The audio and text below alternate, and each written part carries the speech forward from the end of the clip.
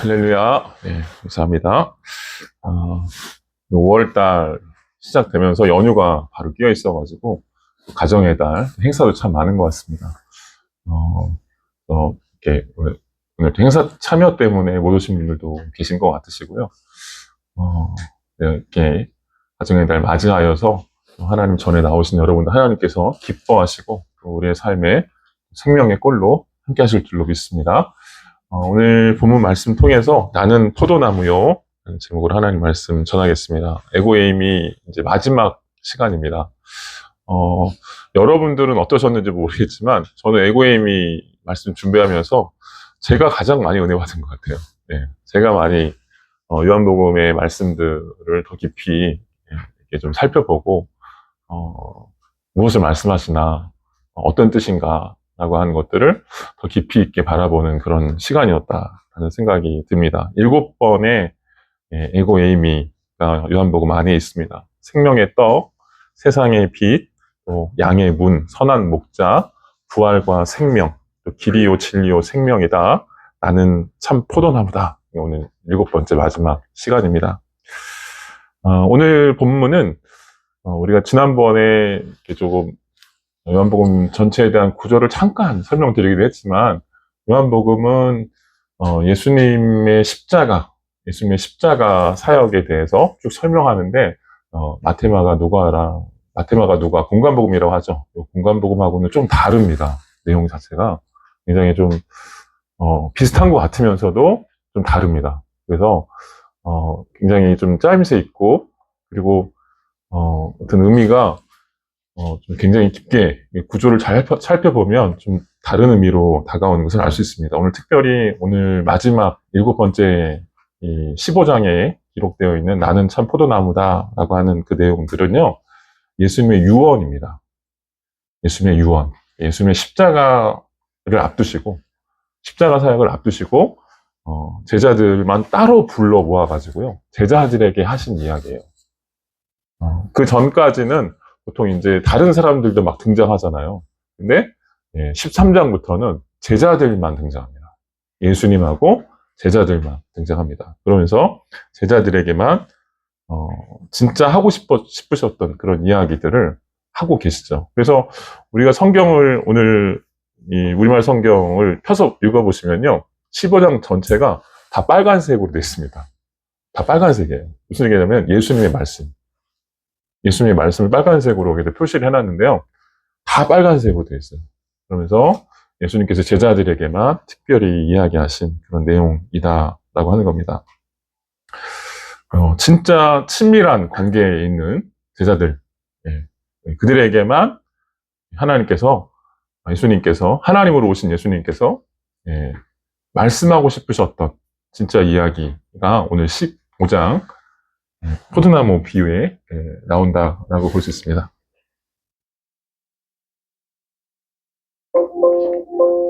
한번 눌러주셔야 돼요. 화면을 터치 한번 해주세요.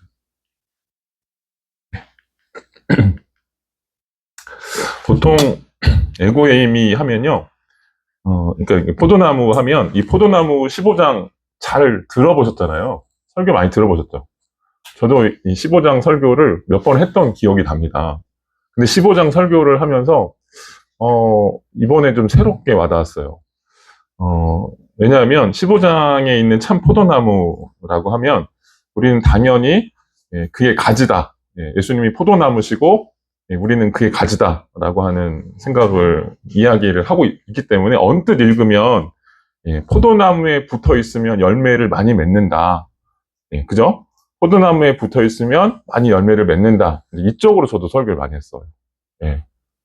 그래서 이렇게 생각을 많이 하고, 저도 이 말씀을 근거로 기도할 때도 하나님, 제가 포도나무에 붙어 있으니까 하나님 저한테 이런 열매를 좀 주시면 감사하겠습니다 라는 그런 어떤 중보기도에 대한 근거 구절로 또 이용하면서 말씀을 읽고 또 여러 번 반복하면서 이 말씀을 기도 때마다 많이 생각했던 기억이 많이 납니다. 근데 사실 이 본문은 그렇지가 않더라고요. 일단 그렇지가 않습니다.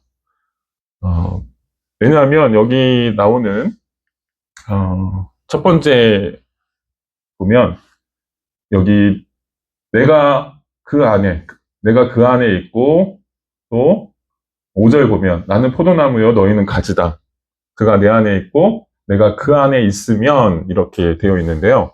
내가 그 안에 있고 그가 내 안에 있고 내가 그 안에 있으면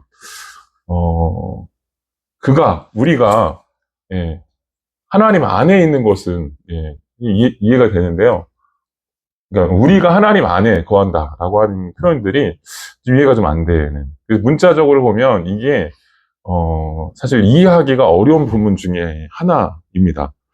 그래서 이게 그냥 비유적인 표현이다라고 생각하시면 좋겠고요. 그래서 한번 그 어떤 의미를 이 본문이 열매를 맺는 것하고 연결해서 설명하고 있는지를 한번 살펴보려고 합니다. 우선 오늘 전체 1절부터 7절까지 읽었는데요. 15장 전체가 포도나무에 대한 비유이고요. 그리고 15장 1절에 보면 이 비유의 시작을 이렇게 이야기하십니다. 참 포도나무요. 내 아버지는 농부시다. 예. 농부에 대한 이야기를 하고 있어요. 농부에 대해. 우리는 사실 이 부분을 간과하고 넘어가는 것 같아요. 예. 그리고 1절, 2절은 잘 안 읽고 아까 나왔던 3절 또 5절 나는 포도나무요 너희는 가지다. 내가 그 안에 있고 그가 내 안에 있고 내가 그 안에 있으면 열매를 맺는다. 뭐 이런 여기까지만 보통 이해하는 것이죠. 그리고 이러다 보니까 여기 이제 중요한 표현들 내 안에 있지 않으면 너희가 내 안에 있고 내 말이 너희 안에 있으면 이런 이제 무슨 뜻인지 이 무슨 이야기를 하고 있는지를 잘 놓치고 있어요. 그리고 그냥 읽고 싶은 거 이해가 되는 5절만 그냥 읽으려고 하는 것이죠. 근데 사실은 이 본문은 이렇게 오늘 살펴보다 보니 말씀 준비하다 보니까 저도 알게 된 거예요. 저도 알게 된 건데 이 이야기는 열매 맺지 못하는 나무에 대한 이야기를 하고 있는 겁니다. 열매 맺지 못하는 나무. 그래서 처음에 보면 나는 포도나무고 내 아버지는 농부다 이렇게 이야기를 하면서 농부이신 하나님에 대한 이야기를 하고 있어요. 이 본문 자체가 이 이야기 예수님의 가르침 자체가 시작이 하나님으로부터 시작하고 있어요. 농부이신 하나님 이렇게 이야기하고 있습니다. 근데 이 농부이신 하나님에 대한 이야기는요, 사실 여기서만 나오는 게 아니라 구약 성경에 나오는 표현이에요. 하나님을 농부로 표현하고 있는 구약 성경 본문이 있습니다. 그게 뭐냐면 이사야서 5장이에요. 이사야서 5장에 보면 포도원 노래가 나옵니다. 포도원 노래에 보면 하나님께서 농부로 나와요. 농부로 나오고 이스라엘 여기 이제 나는 내가 사랑하는 자를 위하여 중간에 많은데요. 다 생략했어요. 땅을 파서 돌을 제하고 극상품 포도나무를 심었도다. 좋은 포도 맺기를 바랬더니 들포도를 맺었도다. 그러니까 하나님께서 땅을 갈아가지고 극상품 포도나무를 심으셨는데 그 극상품 포도나무가 나와야 되는데 어떤 포도나무가 나왔느냐? 들포도나무가 나왔다. 이렇게 이야기하고 있는 거예요. 그러면서 3절, 4절에 보면 내가 좋은 포도 맺기를 기다렸거늘 들포도를 맺음은 어찌 됨인고 이런 얘기를 하는 겁니다. 열매 맺는 것과 관련된 이야기를 하고 있어요. 열매 맺는 것. 어떤 열매를 맺는가. 라고 하는 이야기를 하고 있는 것이죠. 그리고 5절에 보면 내 포도원에 어떻게 행할지를 내게 이르리니 이렇게 포도 열매가 제대로 나오지 않으니까요. 이제 하나님께서 어떻게 하시겠다? 그것을 황폐하게 하시겠다. 심판에 대한 이야기가 나옵니다. 황폐하게 하시겠다. 열매 맺음과 관련해서 심판에 대한 이야기를 하고 있어요.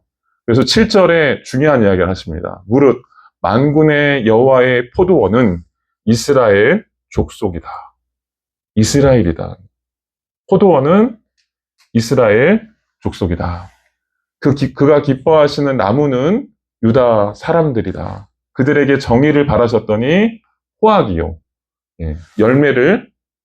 정의를 맺기를 바라셨더니 포악, 정의를 다 무시하고 강탈하는 포악, 그리고 공의를 바라셨더니 도리어 부르짖음이었도다, 이렇게 이야기하면서 이사야 5장에 나오는 포도원의 노래를 가지고 지금 예수님께서 참 포도나무 비유를 이야기하고 계신 것입니다. 그러면서 구약의 이런 이스라엘의 실패와 관련한 이스라엘의 실패에 대한 내용들을 그것을 넘어설 수 있는 새로운 가르침을 예수님께서 지금 이야기하고 계신 거예요. 우리에게 어떤 관계로 우리를 초대하고 계십니다. 예수님의 구원이라고 하는 것, 하나님을 믿는다라고 하는 것, 예수님을 믿는다, 구원의 복을 받고 생명의 복을 받는다라고 하는 것이 요한복음은 관계론적으로 설명한다라고 말씀을 드렸는데요. 이 관계가 그러면 우리에게 무엇을 요구하시는가라고 하는 것과 연결되어 있습니다. 그래서 예수님은 이 비유를 그대로 가져와서 지금 구약을 알고 있는 이스라엘 백성들이죠. 제자들이죠. 그들에게 이 비유를 한 단계 업그레이드해서 설명하고 있습니다. 그런데 여기 내용 자체가 심판 내용이잖아요. 심판 내용이죠. 이 내용 자체가 심판 내용입니다. 지금 열매를 제대로 못 맺어가지고요. 극상품 포도나무를 맺어야 되는데 들 포도나무를 맺어서 심판받는 그런 내용입니다. 그래서 1, 2절에 보면 1, 2절이 심판받는 내용입니다. 한번 보겠습니다. 1, 2절 같이 읽어보겠습니다. 시작. 나는 참 포도나무요, 내 아버지는 농부시다. 내게 붙어있으면서도 열매를 맺지 못하는 가지는 아버지께서 다 자르실 것이요, 열매를 맺는 가지는 더 많은 열매를 맺도록 깨끗하게 손질하십니다. 이사야 5장과 같이 읽어보니까 어때요? 이 내용이 이해가 되시죠?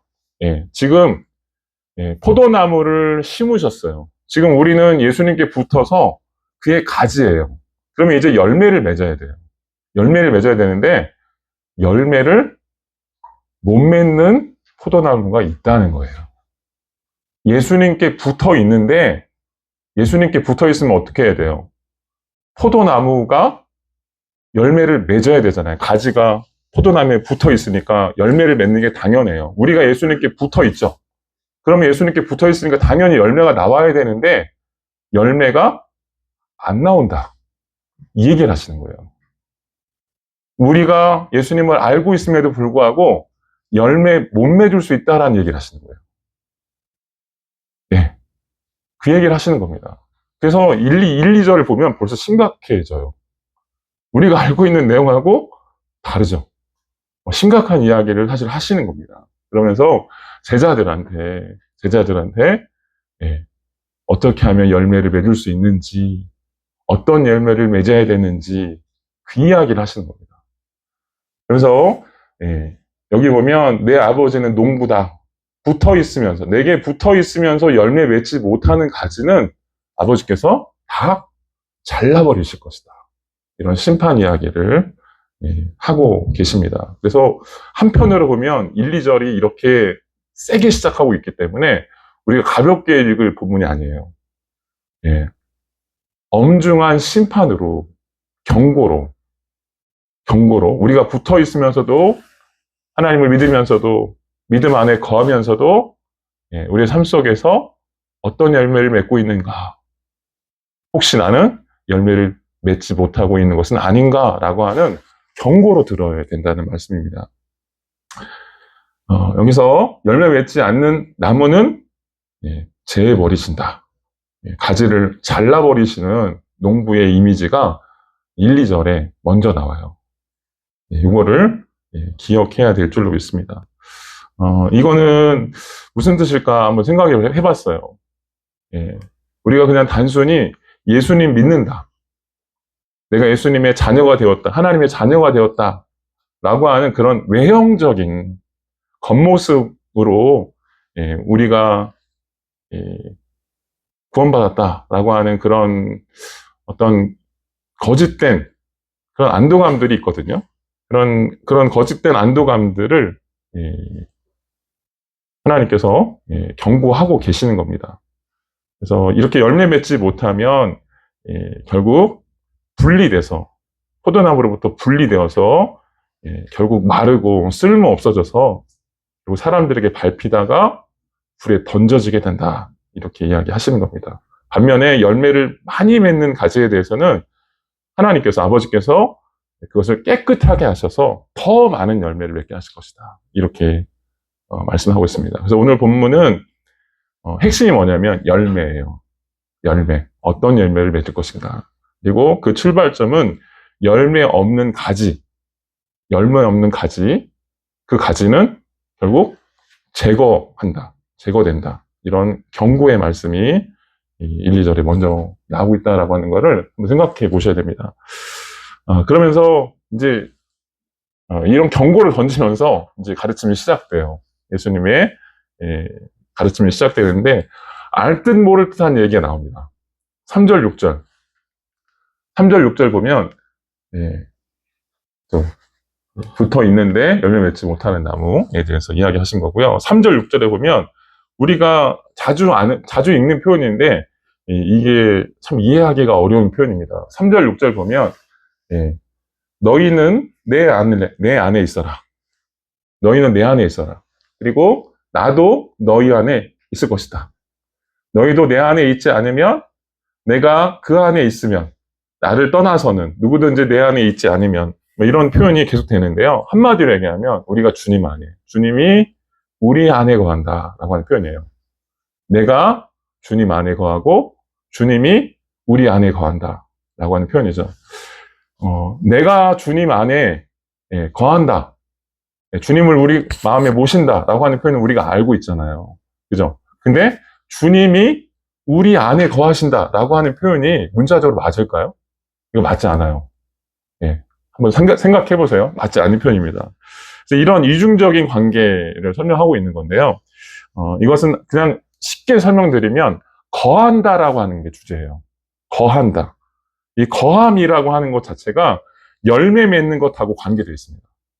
자세히 읽어보시면 거한다라고 하는 그 주제 자체를 열매 맺는 것과 열매 맺는 나무 또는 열매 맺는 가지, 열매 맺지 못하는 가지의 그 기준이 뭐냐면 거한다의 주제로 연결하고 있어요. 그래서 우리가 주님 안에, 주님이 우리 안에 거한다라고 하는 표현을 한번 잘 생각해 볼 필요가 있는데요. 여기 보면 본문 안에서 설명하고 있어요. 그게 무슨 뜻인지. 이 거한다라고 하는 주제가 무엇을 말하는지를 사실은 독자들로 하여금 이해할 수 있도록 설명하고 있어요. 근데 좀 어려워요. 그래서 성경이 그래서 어렵습니다. 어려워요. 그래서 이런 표현을 가리켜서 어떤 분들은 그리스도와 우리와의 신비한 연합이다. 내가 그 안에, 그가 내 안에 거한다. 라고 하는 표현을 그런 그리스도와의 신비한 연합이라는 표현으로도 쓰는데요. 오늘 본문은 여기 거한다라는 주제를 열매하고 연결시키면서 여기 이제 뭐 이런 표현이 다 거한다라는 표현입니다. 근데 이 거한다라는 표현을 열매하고 연결하면서 7절에 보면 7절이 안 나오네요. 본문 한번 보겠습니다. 제가 써놓은 줄 알았는데 7절 같이 읽어보겠습니다. 시작.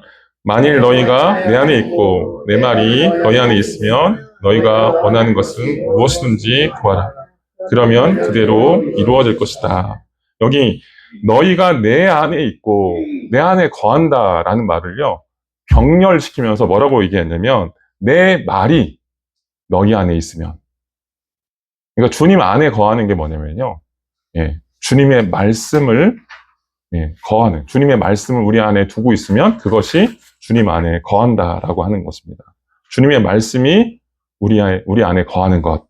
7절은 그렇게 설명하고 있습니다. 또 9절에 보면 여기에는 나의 사랑 안에 거하라 라고 하는 표현이 또 나와요. 사랑 안에 거하라.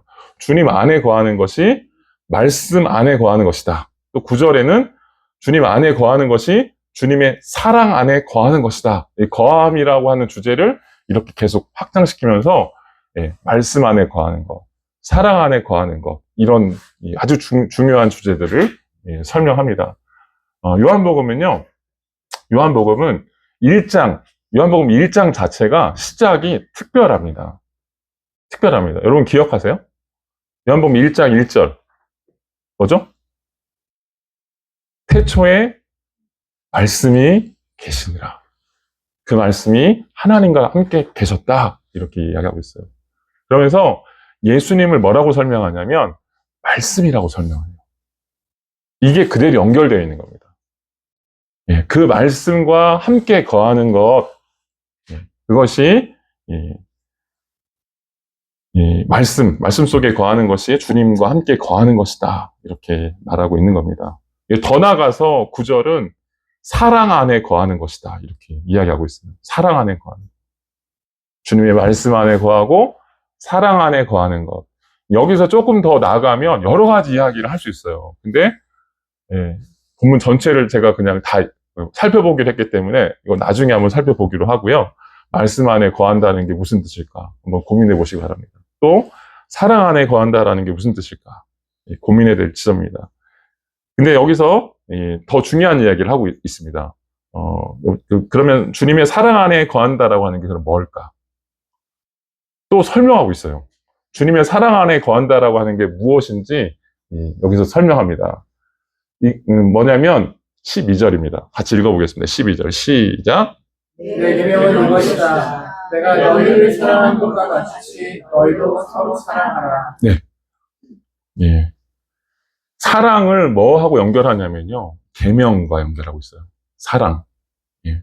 사랑하는 것, 이것이 주님의 계명을 지키는 것이래요. 주님의 사랑 안에 거하는 것, 이것이 주님의 계명을 지키는 것. 내 계명은 또한 내가 너희를 사랑한 것 같이 서로 사랑하는 것이다. 이렇게 말씀하고 계십니다. 좀 특별한 이야기인데요. 보통 말씀 안에 거한다. 말씀 안에 거한다. 라고 하는 게 무슨 뜻일까 고민해 보면 보통 이렇게 어떤 말씀들을 읽고 말씀대로 행한다. 말씀의 규칙들을 따른다. 이렇게 생각하잖아요. 근데 오늘 요한복음 우리가 같이 읽은 14장, 15장, 우리가 15장 읽었는데요. 14장도 같은 얘기를 하고 있어요. 근데 거기 문맥을 살펴보면 사랑 안에 거한다, 말씀 안에 거한다라고 하는 거는 사랑 안에 거하는 것이라고 이야기하고 있어요.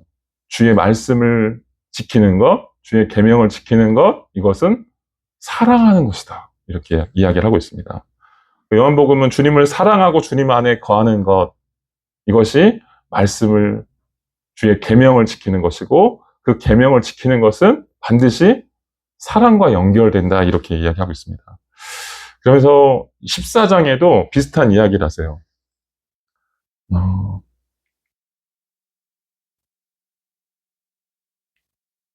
네. 한번 읽어볼까요? 14장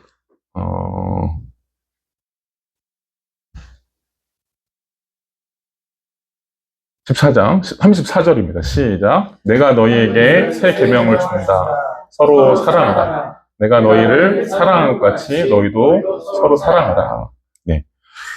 지금 우리가 15장에 읽은 이야기하고 똑같아요. 14장에 한 번 더 나오고 15장에 또 나온 겁니다. 근데 13장에도 또 나와요.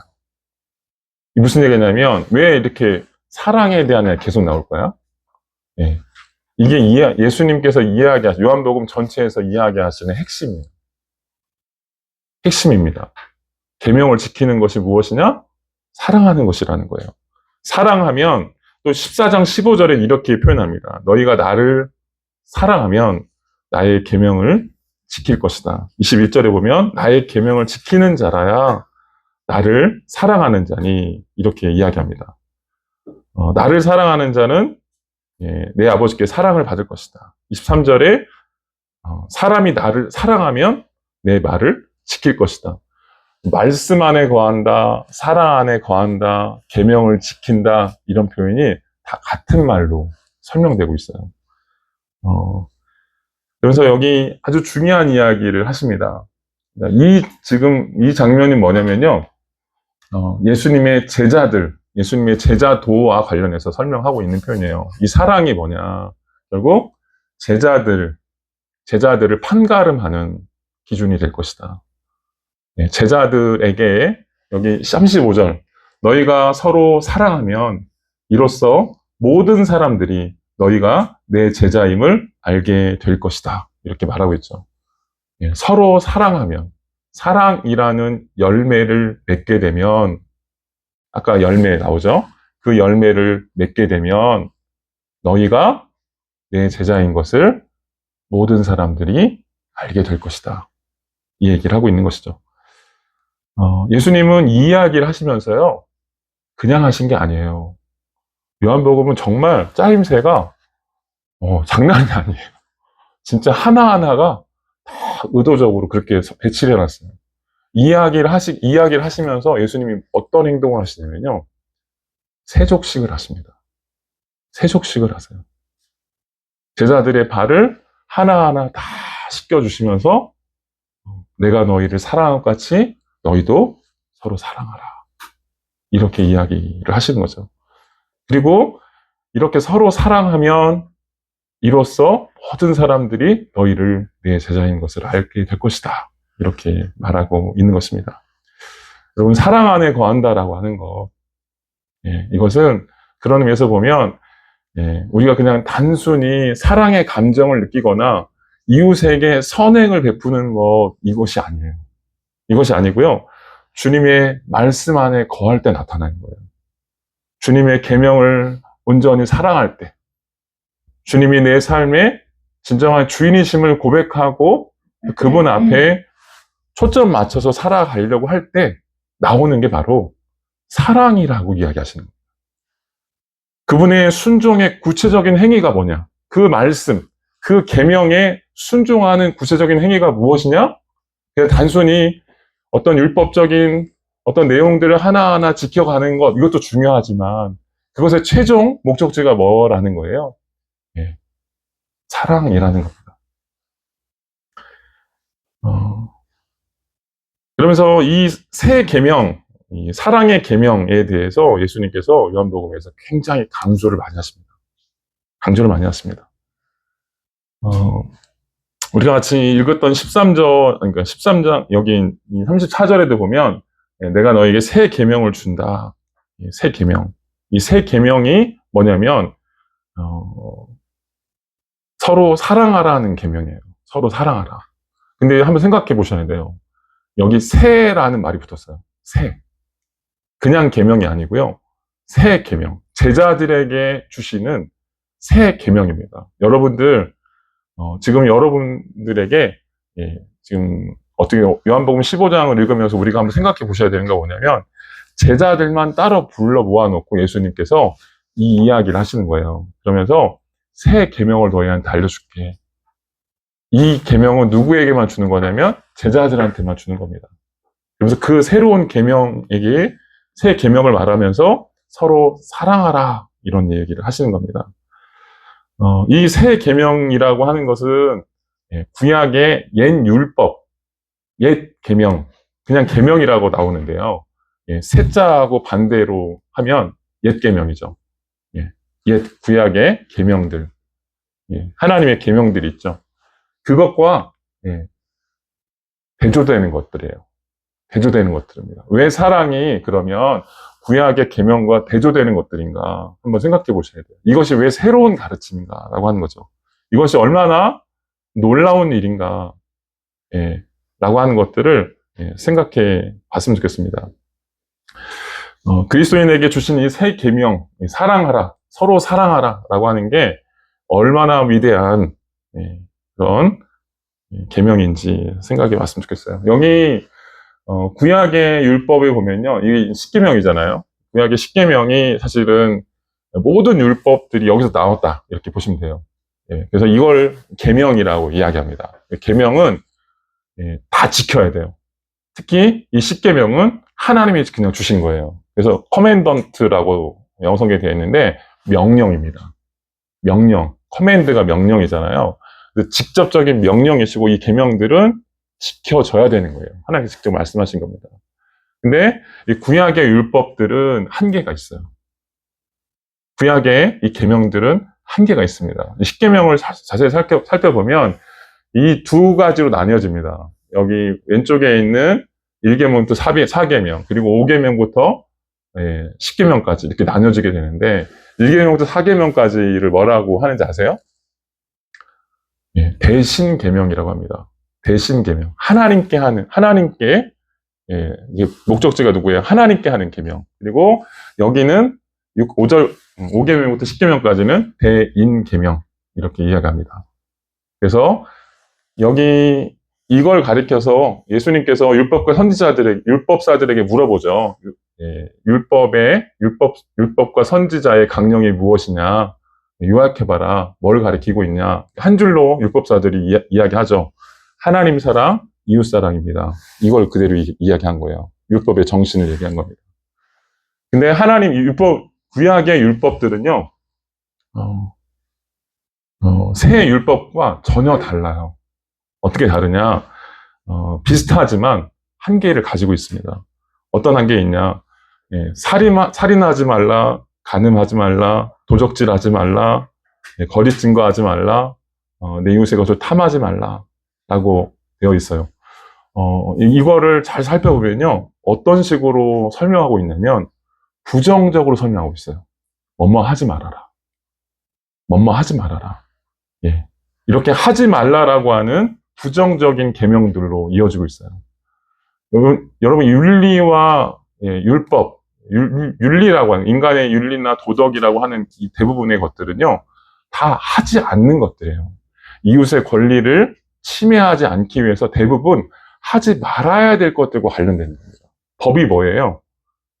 그런 갈등이나 이런 상황에서 중재를 하는 건데요. 대부분 다 하지 말아야 될 것들에 관련된 것들입니다. 다 대부분들이요. 법들이 다 그래요. 인간의 도덕법 다 마찬가지입니다. 십계명 역시 옛 계명은 다 부정적인 것들입니다. 여기서 이웃을 사랑하는 게 가능할까요? 이웃을 진짜로 사랑하는 게 가능할까요? 안 돼요. 안 됩니다. 어떻게 사랑하냐면 겨우 사랑하는 게 뭐냐면 하지 않는 거예요. 이웃의 권리를 침해하지 않는 겁니다.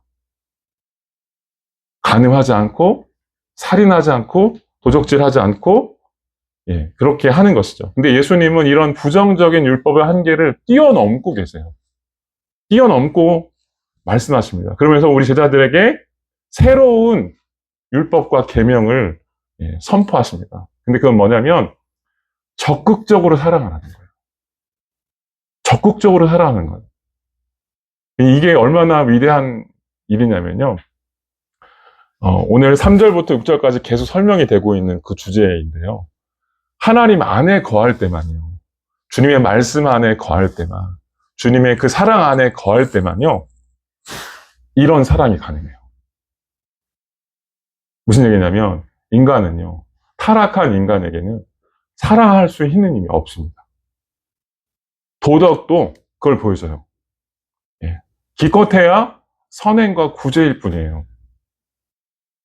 진짜 사랑하는 건 아닙니다. 근데 진짜 사랑이 어디서 나오느냐? 하나님께로부터 나온다. 하나님을 사랑하는 것에서부터 나온다. 그래서 요한복음 3장 16절이 예수님의 십자가 사건을 이렇게 설명합니다. 하나님이 세상을 이처럼 사랑하사 독생자를 주셨으니. 하나님이 사랑하신 거예요. 하나님이 이 세상을 이렇게 사랑하신 거예요. 이것을 믿는 자에게, 이것을 아는 자에게 하나님께서 사랑을 나타내시겠다는 거예요. 여기서 요한복음 15장에 또 하나 중요하게 쓰는 단어가 후반절에 나오는데요. 후반절에 자세히 읽어보시면 영광이라는 단어가 나옵니다. 영광. 이 영광은요, 인간에게 있지 않아요. 인간에게 있는 단어가 아닙니다. 빛을 발하는 것은 인간이 아니에요. 빛을 발하는 영광의 광채는 오직 한 분뿐이세요. 근데 그 영광을 인간에게 주시겠대요. 제자들에게 주시겠대요. 다시 얘기하면 그 사랑은요, 하나님께로부터 온 거예요. 그 사랑을, 영광에 속한 그 사랑을 당신의 제자들에게 주시겠다. 이렇게 얘기합니다. 요한복음에 이렇게 쓰여 있어요. 근데 마태복음에는 또 어떻게 쓰여 있냐면, 마태복음 산상수훈에 보면 이것과 비슷한 내용이 나옵니다. 또 바울 서신에도 이것과 비슷한 내용들이 나와요. 사랑에 대한 내용들이 나오죠. 근데 마태복음에 보면 이렇게 얘기합니다. 이런 부정적인 율법의 한계를 뛰어넘는 것과 관련해서 마태복음 산상수훈에 보면 5장부터 7장까지의 그 사역의 산상수훈의 내용에 보면 적극적으로 살아가는 그런 내용에 대해서 그냥 이웃을 사랑해라. 이웃사랑 이거죠. 그냥 이웃을 사랑해라. 이렇게 말하지 않고요. 네. 이웃을 사랑하고 너희는 원수를 미워하고 있으나 원수까지도 사랑해라. 이렇게 이야기하고 있어요. 그리고 이 마태복음의 이 가르침은요, 제자들에게 주신 가르침 역시. 그래서 원수 사랑이라고 하는 게 가능할까요? 여러분 가능하세요? 원수 사랑 가능하세요? 네. 원수가 누구냐면요. 네, 원수하면 막 굉장히 심각한 대적이라고 생각하잖아요. 근데 원수가 그렇게 심각한 대적이 아니고요. 여러분 옆에서 힘들게 하는 사람들이 다 원수예요. 여러분 옆에서 힘들게 하는 사람들이 있어요, 없어요? 근데 그 원수까지도 사랑하래요. 사랑하래요. 그 원수도 우리의 이웃이래요. 이게 예수님의 가르침입니다. 근데 이것을 그러면 안 되는 걸 왜 주셨을까요? 안 되는 걸. 이 안 되는 거를 지금 열매 맺으라고 하시는 거예요. 열매 맺으라고 하시는 거예요. 안 되는 나무, 이런 열매를 맺지 못하는 나무 어떻게 하신다고요? 2절에 아버지께서 제하여 버리신다. 이렇게 경고하고 있어요. 근데 이렇게 안 되는 거를 이야기하고 계시다니까요. 그러니까 우리의 뜻과 하나님의 생각이 달라요. 우리는 구원받으면 진짜 이 포도나무의 비유를 어떻게 생각했냐면, 저도 똑같이 이렇게 생각했어요. 구원받으면 포도나무에 가지가 붙어 있어서, 예수님께 붙어 있어서 내가 원하는 것을 다 얻을 수 있겠다. 이렇게 생각했어요. 물론 하나님이 다 주십니다. 안 주신다는 게 아니에요. 다 주십니다. 근데 하나님의 목적지는 거기가 아니에요. 하나님의 뜻은 거기가 아니라니까요. 진짜 뜻이 뭐예요? 그 사랑을 나타내라는 거예요. 아버지께서 이 세상을 그렇게 사랑하신 그 사랑을 우리에게 주시겠다는 거예요. 주시겠다는 겁니다. 얼마나 위대한 선언입니까? 얼마나 감사한 거예요. 이게요, 세상 사람들은 전혀 알지 못한, 전혀 흉내낼 수도 없는 일들입니다. 가질 수도 없는 것들이에요. 근데 이거를 누구에게 주겠다고요? 제자들에게 주겠다라고 하신 겁니다. 그리고 이런 서로 사랑에 대한 열매를 맺으라고 이야기하시는 겁니다. 이렇게 얘기하니까 나는 틀렸네. 나는 안 되겠네. 이렇게 생각하실 수도 있어요. 네. 네. 네, 저는 본문을 읽으면서 그런 생각이 들더라고요. 왜 예수님이 1, 2절에 그렇게 먼저 세게 얘기하셨을까? 안 되는 나무마다 다 제해버리겠다. 이렇게 얘기하셨을까? 아마 제자들이 지금 그런 상황이지 않을까 싶어요. 서로 싸우고 울고 뜯고, 내가 영의정 될 거야. 내가 자의정 될 거야. 너 올라가면 안 돼. 서로 치고받고 싸우고 있는 거죠. 그런 제자들을 향해서 이렇게 이야기하고 있는 게 아닌가라는 생각이 듭니다. 여러분, 우리가 하나님을 섬기면서요, 그렇게 생각하셔야 됩니다. 지금 내 모습이 그런 사람까지 가지 못했을 수 있어요. 치고받고 싸우는 제자들의 모습일 수 있습니다. 그런데 하나님의 목적이 어디 있다고요? 예. 그건 아셔야 돼요. 그건 아셔야 됩니다. 그리고 그 열매를 맺도록 우리에게 부르고 계신다라고 하는 것을 아셔야 됩니다. 그게 뭐냐면요, 교회예요. 그게 교회를 이루는 것이에요. 그래서 교회는 세상과 달라요. 그 다름이 어디서 나타나는 거예요? 너희가 서로 사랑하라. 이로써 모든 사람들이 너희가 내 제자인 줄, 내 교회인 줄 알리라. 사랑에서 나타나는 겁니다. 그래서 사랑은요, 사람이 할 수 없는 것 같아요. 사람이 할 수 없는 것 같아요. 이 말씀을 의지하고, 하나님 제가 할 수 없는 거 아시죠? 하나님의 사랑을 저한테 부어주세요. 하나님을 사랑하는 마음을 더 깨닫게 해주세요. 그리고 내가 그 사람들에게 예수님께서 제자들의 발을 씻겨줬던 것처럼 나도 그들의 발을 씻길 수 있는 그런 사랑의 마음을 저희들에게 부어주세요. 이렇게 기도할 때 그 사람들이 변화되는 것이죠. 제가 말씀을 준비하다가 어떤 연예인의 간증을 들었는데요. 허준호 아시죠? 허준호? 허준호 이분이요. 뭐 자세히 이분이 이야기를 안 하시더라고요. 약간 좀 불행했나 봐요. 어렸을 때 인생 자체가. 그래서 사실 얘기를 아마도 부모로부터 이렇게 버림을 받지 않았나라는 생각을 드는데 어려서 절에 들어갔대요. 어려서 부모 없이 절로 들어가서 뭐라고 하죠?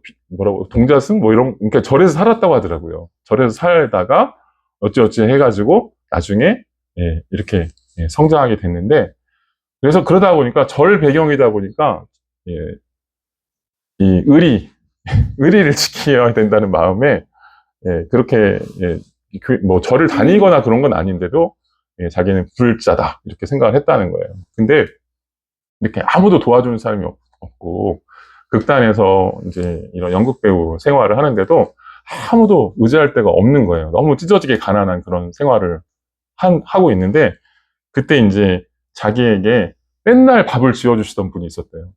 맨날 만나면 밥 사주고, 맨날 만나면 뭐 이렇게 힘들지 해가지고 데려와가지고 밥 먹이고 같이 막 그렇게 동고동락 했던 그분이 있대요. 그래서 자기가 그분을 엄마라고 불렀대요. 엄마. 진짜 엄마로 여긴 거죠. 근데 그 관계를 20년 동안 이어온 거예요. 20년 동안. 근데 이분이 예수 믿는 분이었어요. 예수 믿는 분이었어요. 근데 예수 믿으라는 얘기를 한마디도 안 했대요.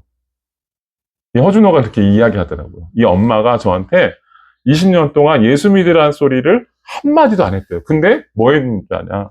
밥 사줬다는 거예요. 계속 밥 사주고 자기가 진짜 엄마라고 생각할 정도로 그렇게 자기한테 무슨 일 있을 때마다 어려운 일 있을 때마다 생각나는 분이 이분이었다는 거예요. 그분이 누구였냐면 윤복희 선생님이세요. 예. 지금도요, 이 세상에 하나님을 믿으면서 예수님의 사랑으로 복음을 드러내고 하나님이 어떤 분이신지를 드러내시는 분들이 우리에게 이 땅에 여전히 많습니다. 우리도요, 그런 인생을 살아야 될 것 같아요. 하나님께서 우리를 어떻게 부르셨느냐, 어떤 삶으로 요구하고 계시느냐, 라고 하는 거 항상 생각하셔야 될 것 같아요. 그리고 옆 사람 가시짓하는 그런 원수들이 또 나타났거든. 어떻게? 저 사람을 통해서 하나님이 나에게 더 큰 사랑을 부어주시려나 보다. 이렇게 생각하면서 그 사랑을 나타낼 수 있는 기회라고 생각하시면서 그렇게 신앙생활을 했으면 좋겠어요. 교회도 역시 마찬가지인 것 같아요. 교회 안에서 신앙생활을 한다라고 하는 것 자체가요. 갈등이 있을 수밖에 없어요. 갈등이 없을 수가 없습니다. 여전히 우리는요. 새 속에 찌들어 있고 죄가 장악하고 있어요. 이기적인 마음들이 더 큽니다. 근데 진짜 중요한 건 뭐냐면요. 그런 갈등이 있는 게 교회예요. 근데 진짜 중요한 거는 그 갈등을 어떻게 해결하느냐예요. 그 갈등을 어떻게 해결하느냐. 우리가 교회라고 한다면 그런 갈등이 있을 때 이 말씀이 떠올라야 돼요. 내가 교회라고 한다면, 내가 제자라고 한다면, 예수님을 사랑한다고 한다면 너희가 서로 사랑해라 라고 하는 말씀이 떠올라야 될 줄로 믿습니다. 그럴 때 우리 인생이 어떻게 될까요? 사랑을 담아낸다라고 하는 거는 진짜 어려운 일인 것 같아요. 근데 그것이 어떻게 담아져요? 이렇게 계속해서 내가 죽고 예수로 사는 삶이 될 때요. 그래서 진짜 이건 나이 들어가면서 예수의 정신이 우리의 삶에 녹아져서 더 나이 들어가면서 이런 풍성한 사랑이 나오게 된다라는 생각이 듭니다. 그런 분들이 되셨으면 좋겠어요. 저도 그렇게 늙어가고 싶다라는 생각이 들더라고요. 우리 교회가 그런 교회가 돼야 될 줄 믿습니다. 기도하고 마치겠습니다. 주님,